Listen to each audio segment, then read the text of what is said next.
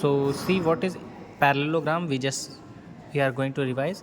A parallelogram is a diagram in which the opposite sides are parallel. See, this one will be parallel to this and this will be parallel to this one. So when these become parallel, this side is equal to this side and this side is equal to this side. Similarly, this angle, opposite angles are equal.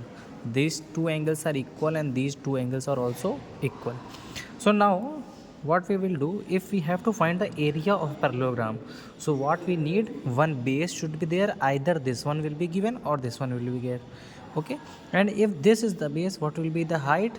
This is the height means of 90 degree must be made over here, altitude.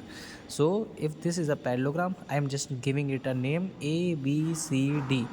So D, and if I make a 90 degree over here, so D E is the perpendicular.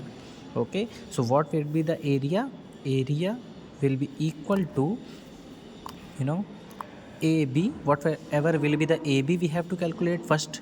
So AB, length of AB, and it will be multiplied by this length DE.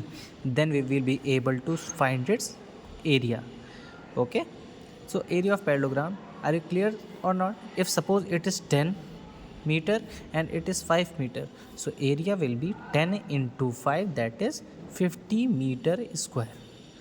Okay, similarly, if a rhombus is there, rhombus is also a kind of parallelogram, but in rhombus, do you know what happened?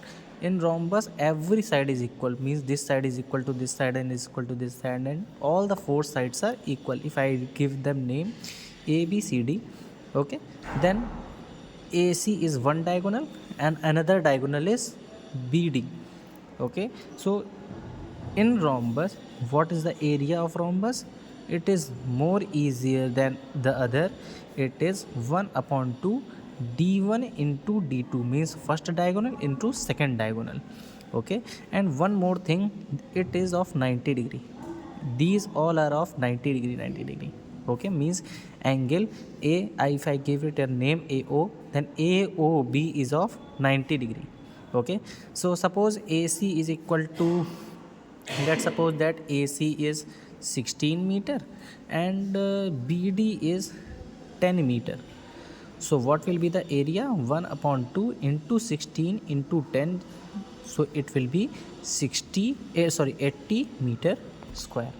Okay, that's how the area of rhombus is calculated. Okay.